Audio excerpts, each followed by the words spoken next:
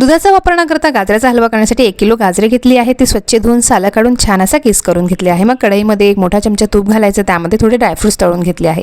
मग उरलेल्या तुपामध्ये हा गाजराचा किस घालायचा, छान असा परतवून घ्यायचा, झाकण ठेवायचं आणि मंद आचेवरती छान 5 ते 7 मिनिटं वाफ भरवून घ्यायची. 5 ते 7 मिनिटांनंतर झाकण काढायचं, परत याला खालीवर परतवून घ्यायचं. परत पुढचे 5 ते 7 मिनिटं आपण याला वाफ भरवून घ्यायची आहे. असं पूर्ण 10 मिनिटं आपण गाजराचा किस व्यवस्थित वाफवून घेतलाय, त्याने तो मऊसूत होतो आणि कलरही छान येतो. त्यानंतर आपण अर्धा कप दुधावरची साय यात घातली आहे आणि साय पण आपण यामध्ये व्यवस्थित मिक्स करून घ्यायची आहे आणि पुढचे 2 ते 3 मिनिटं व्यवस्थित परतवून घ्यायची आहे.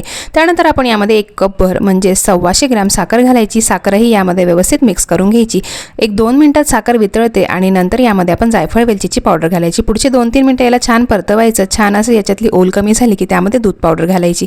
दूध पावडर घालून झाल्यावर पुढचे 1-2 मिनिटं याला परतवून घ्यायचं. त्यात ड्रायफ्रुट्स घालायचे आणि अगदी लुसलुशीत दूध न वापरता आपला मऊसूत गाजराचा हलवा तयार झालेला आहे.